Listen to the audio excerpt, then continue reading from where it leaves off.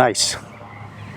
All right, I'm here with Gary Guerrero. Gary's a strong guy. What's your handicap, Gary?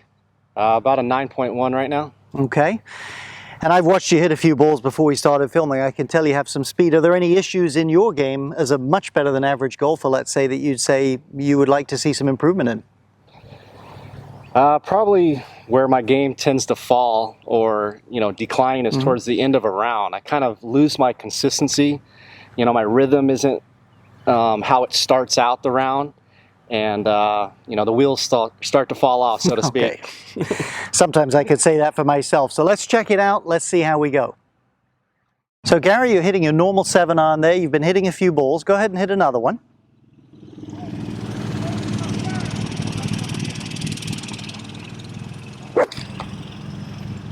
Not a bad shot. Now I want you to take the lag shot, put it into your hands, and initially just try a few practice swings. And I'm going to suggest less than full speed, maybe 80%. Just see what you notice there. Seems like the club head stays at the top longer. Yeah, you can tell there's lag involved with that, right? One of the other things you probably notice is more of a sense of where the club head is. That's called swing weight, where you can feel the weight of the club more as you swing. Do you notice that's a little more obvious than a normal club? For sure. Okay, now. Seems like when I can feel like a whip-like effect. Right, because the more the club loads, the more it springs and whips. Now, a lot of times when people first hit the lag shot, they'll have a tendency to leave the club face open, maybe hit a little fade or a slice. Don't worry, just work a little bit on turning it. It actually accentuates the ability to draw it when you get your own club in your hand. So the key with this club, just hit, don't think, hit at a little less than full speed to start with, and just see what occurs to you, see what you feel.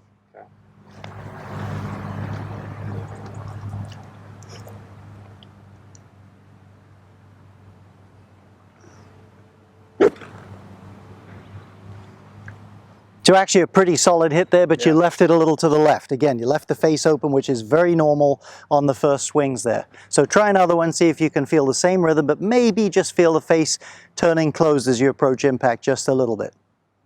One of my problems I have is, like, towards the end of the round, I leave the face open more. Well, this is going to help you with that. I've always had a hard time closing the face. And one of the things is, you see, the better you lag the club, the more there's stored energy in the club, the more naturally it releases and squares up. So this helps with that. Try one more shot. We'll have a look at you on the video.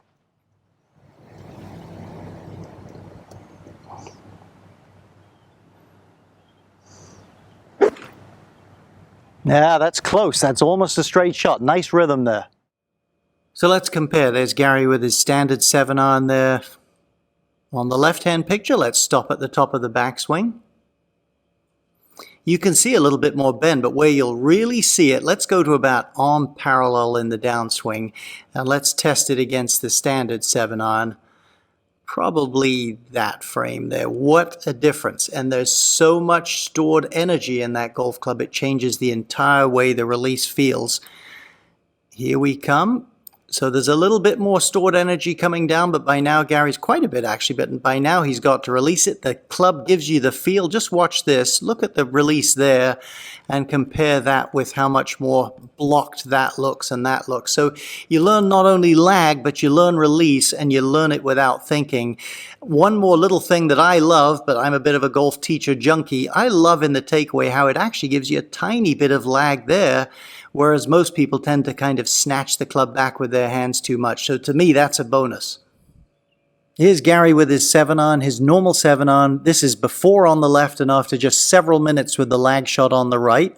Why don't we go ahead and take that down to about where his lead arm is, let's say parallel to the ground. I would say shaft vertical there. Let's do the same with the swings he made right after the lag shot, and wow, what a difference in lag. I'm telling you, that's 90 degrees on the left, and that goes from about 90 all the way, pretty much 20 degrees of extra lag. No swing thoughts, just practicing a little bit with it.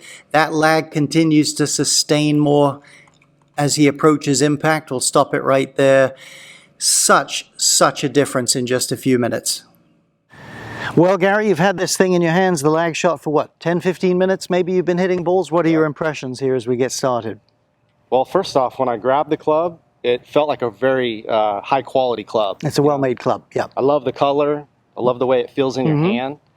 And from the first few times swinging it, you know, I really felt like I was able to load the club and Yeah. kind of snap it at the bottom. You see, what you say there is really the key, and that's what this product's about. At least as far as I see the real value. You get to feel it. That's what golfers are missing. Listen, if you could be inside Tiger Woods for a couple of swings, you would have some feels you probably will never get in your golf life, but this lets you feel it. And what I really like, hey, there's been some training aids along these lines, but this lets you hit balls with it, which is a lot more fun, number one.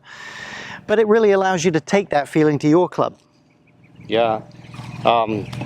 The results that I seen when we looked at my It's pretty interesting how much more lag there, 7 isn't it? iron before and then 7 iron after, like to me, when I was swinging the club, it felt no different. You know, they felt like they were the same swings. Oh, But the when two we- 7 irons with yours. Yeah, when we looked at it, it was like, it blew me away how much lag I was able to increase just in a few minutes with this thing. And I can say as a coach, listen, what people need, they need better technique, they need to swing the club better, but they need to do it in a fashion where they're not thinking through a lot of different points, because you just won't play well that way and you won't have fun that way. So that's what I like here, is it allows golfers to make significant changes by feel without thinking a lot.